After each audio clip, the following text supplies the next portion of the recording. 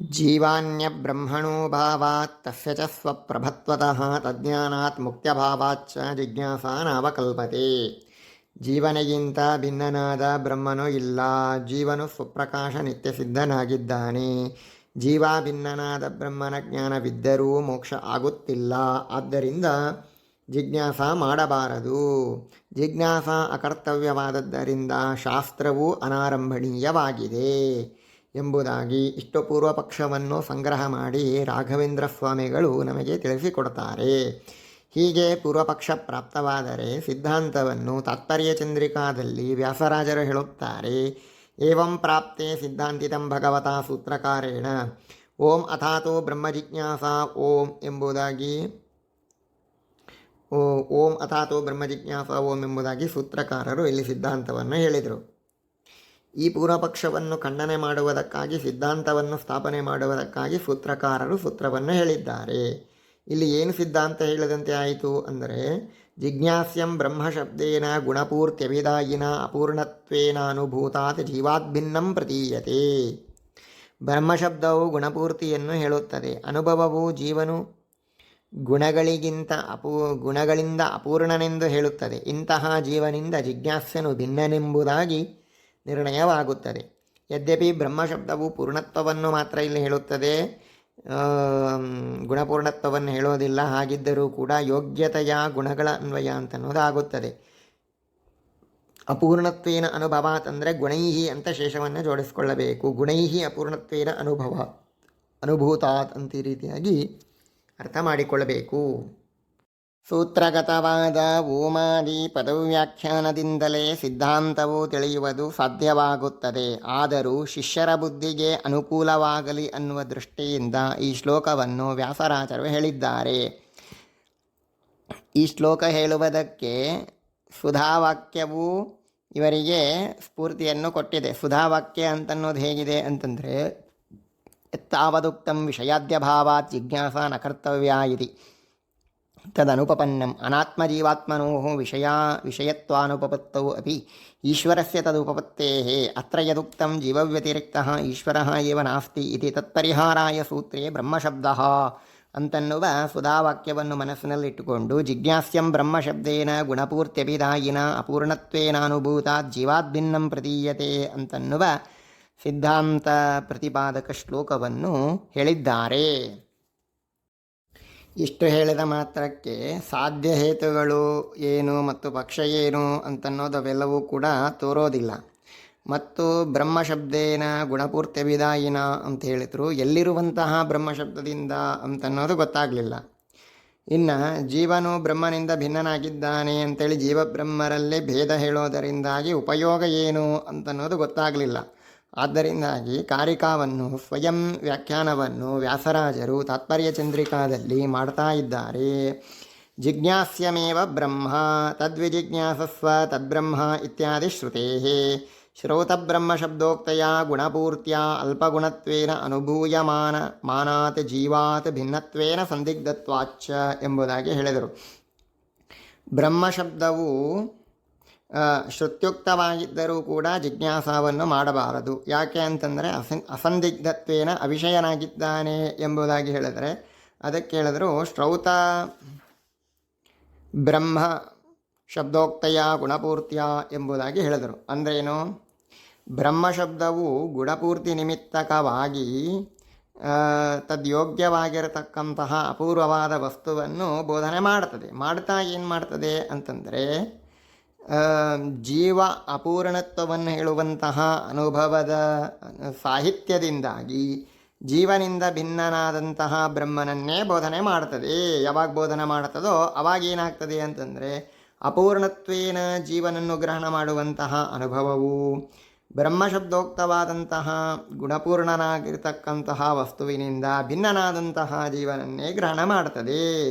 ಇದನ್ನೇ ದ್ವಿತೀಯಾಧ್ಯಾಯ ಅನುವ್ಯಾಖ್ಯಾನದಲ್ಲಿ ಹೇಳಿದ್ದಾರೆ. ಶಾಸ್ತ್ರಗಮ್ಯ ಪರೇಶಾನಾತ್ ಭೇದಸ್ವಾತ್ಮನ ಈಯತೆ ಅನುಭೂತಿ ವಿರೋಧೇನ ಕಥಮೇಕತ್ವ ಮುಚ್ಯತೆ ಎಂಬುದಾಗಿ. ಈ ರೀತಿಯಾಗಿ ಶ್ರುತಿ ಮತ್ತು ಸಾಕ್ಷಿಗಳಿಂದಾಗಿ ಭೇದವು ಸಿದ್ಧವಾಗಲು ತದುಪಜೀವಿಯಾದಂತಹ ಜೀವೇಶವು ಭಿನ್ನವು ವಿರುದ್ಧ ಧರ್ಮಕತ್ವಾದ ಜಲಾನಲವತ ಅಂತನ್ನುವ ಅನುಮಾನವು ಕೂಡ ಮಾಡಲಿಕ್ಕೆ ಬರ್ತದೆ. ಈ ರೀತಿಯಾಗಿ ಪ್ರತ್ಯಕ್ಷ ಅನುಮಾನ ಶಬ್ದರೂಪವಾದಂತಹ ಪ್ರಮಾಣತ್ರಯದಿಂದ ಭೇದ ಅಂತನ್ನೋದು ಅವಗತಿ ಆಗ್ತದೆ. ಆದ್ದರಿಂದ ಜೀವನು ಸ್ವಪ್ರಕಾಶತ್ವೇನ ಸಿದ್ಧನಾಗಿದ್ದರೂ ಕೂಡ ತದ್ಭಿನ್ನನಾದಂತಹ ಬ್ರಹ್ಮನಿಗೆ ಅದು ಇಲ್ಲದೇ ಇದ್ದದ್ದರಿಂದಾಗಿ ಅಗುಣತ್ವ ಅಷ್ಟಗುಣತ್ವಾದಿಗಳಿಂದಾಗಿ ವಾದಿವಿಪ್ರತಿಪತ್ತಿ ಅಂತನ್ನೋದು ಕೂಡ ಇದ್ದದ್ದರಿಂದಾಗಿ ಸಂದಿಗ್ಧನಾದದ್ದರಿಂದಾಗಿ ಜಿಜ್ಞಾಸ್ಯತ್ವ ಅಂತನ್ನೋದು ಬ್ರಹ್ಮನಿಗೆ ಬರ್ತದೆ ಅಂತ ಈ ರೀತಿಯಾಗಿ ನಾವು ತಿಳಿಯಬೇಕು.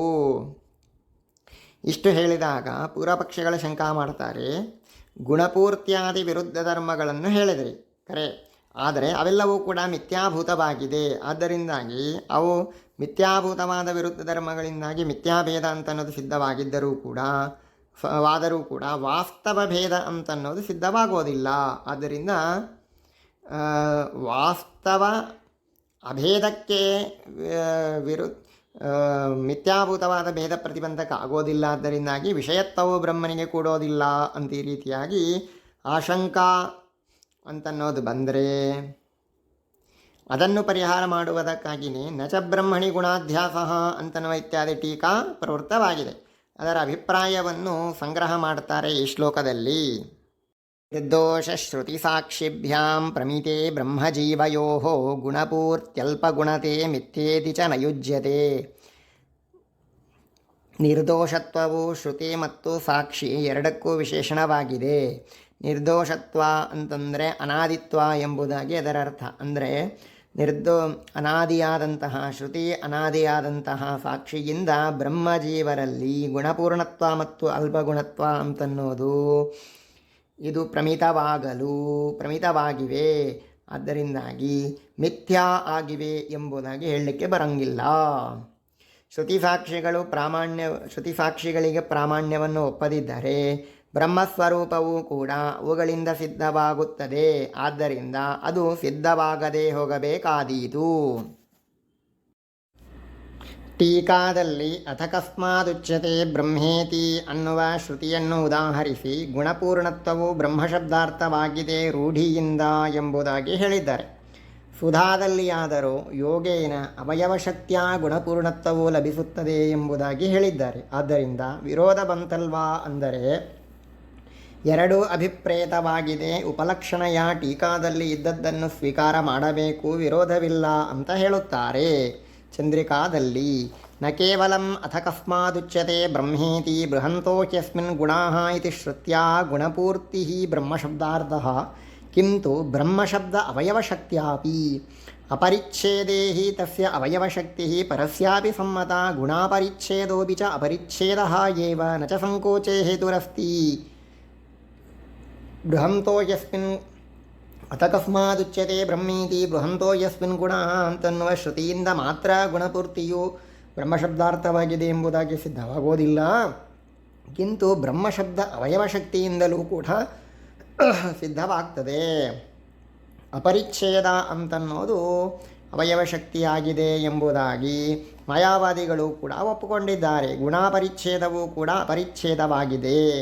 ಯಾಕೆ ಅಂದರೆ ಬೃಹಿವೃದ್ಧವು ಅಂತನ್ನುವ ಧಾತುವಿಗೆ ಬೃಹೇರಂ ನಲೋಪಶ್ಚ ಅಂತನ್ನುವ ಸೂತ್ರದಿಂದಾಗಿ ಮನಿನ್ ಪ್ರತ್ಯಯವು ಬಂದು ಅಮಾಗಮ ಬರಲು ನಲೋಪೇಚ ಅಂತನ್ನುವ ಸೂತ್ರದಿಂದ ಬ್ರಹ್ಮ ನಲೋಪ ಅಂತನ್ನೋದಾದ ಮೇಲೆ ಬ್ರಹ್ಮ ಅಂತ ಈ ರೀತಿಯಾಗಿ ರೂಪಸಿದ್ಧವೂ ಆಗುತ್ತದೆ.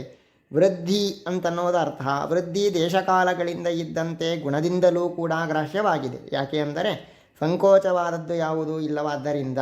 ಅನ್ಯಥಾ ಕಾಲ ಮಾತ್ರ ಅಪರಿಚ್ಛೇದ ತಸ್ಯ ಅರ್ಥ ಸ್ಯಾತ್. ಸಂಕೋಚಕವಾದದ್ದು ಇಲ್ಲದಿದ್ದರೂ ಕೂಡ ಗುಣಾಪರಿಚ್ಛೇದವನ್ನು ತ್ಯಾಗ ಮಾಡಿದರೆ ಕಾಲ ಮಾತ್ರ ಅಪರಿಚ್ಛೇದವೇ ಅದರ ಅರ್ಥ ಎಂಬುದಾಗಿ ಆಗಬೇಕಾದೀತು. ದೇಶಕಾಲ ಅಪರಿಚ್ಛೇದದಂತೆ ವಸ್ತುತಃ ಅಪರಿಚ್ಛೇದವೇ ಅದರ ಅರ್ಥ ಹೊರತು ಗುಣಾಪರಿಚ್ಛೇದ ಅಲ್ಲ ಅಂದರೆ ಅದಕ್ಕೆ ಹೇಳುತ್ತಾರೆ ವಕ್ಷತೇಜ ಏತತ್ ಸೌತ್ರ ಬ್ರಹ್ಮಶಬ್ದ ವ್ಯಾಖ್ಯಾನಾವಸರೇ. ಇದನ್ನು ಮುಂದೆ ಸೌತ್ರ ಬ್ರಹ್ಮಶಬ್ದ ವ್ಯಾಖ್ಯಾನಾವಸರದಲ್ಲಿ ಹೇಳ್ತೇವೆ. ಹಾಗಾದರೆ ತತ್ವಪ್ರಕಾಶಿಕಾದಲ್ಲಿ ದೇಶಾಪರಿಚ್ಛೇದೇನ ಚ ಜೀವಭೇದ ಸಿದ್ಧೇಹೇ ಎಂಬುದಾಗಿ ಹೇಳಿದ್ದಾರೆ. ನೀವು ಅಲ್ಲಿ ದೇಶಾಪರಿಚ್ಛೇದವನ್ನು ಒಂದೇ ಹೇಳಿದ್ದಾರೆ. ನೀವು ದೇಶಕಾಲ ವಸ್ತು ಅಪರಿಚ್ಛೇದ ಗುಣ ಅಪರಿಚ್ಛೇದ ಎಂಬುದಾಗಿ ಮೂರು ಹೇಳ್ತಾ ಇದ್ದೀರಿ. ಆದ್ದರಿಂದ ವಿರೋಧ ಬಂತಲ್ಲ ಅಂತಂದರೆ ವಿರೋಧ ಬರೋದಿಲ್ಲ. ಯಾಕೆ ಅಂತಂದರೆ ಆ ವಿರೋಧವನ್ನು ಹೀಗೆ ಚಂದ್ರಿಕಾದಲ್ಲಿ ಪರಿಹಾರ ಮಾಡ್ತಾರೆ. ಟೀಕಾಯಾಂತು ದೇಶ ಮಾತ್ರ ಅಪರಿಚ್ಛೇದಾರ್ಥತ್ವೇಪಿ ತಾವತೈವ ಅಣೋಃ ಜೀವಾತ್ ಭೇದಸಿದ್ಧೇ ತದುಪೇತ್ಯ ಉಕ್ತಂ. ಅಣುವಾದ ಜೀವನಿಂದ ಭೇದವನ್ನು ಸಾಧನೆ ಮಾಡೋದೇ ಅಲ್ಲಿಯ ಉದ್ದೇಶವಾಗಿದೆ.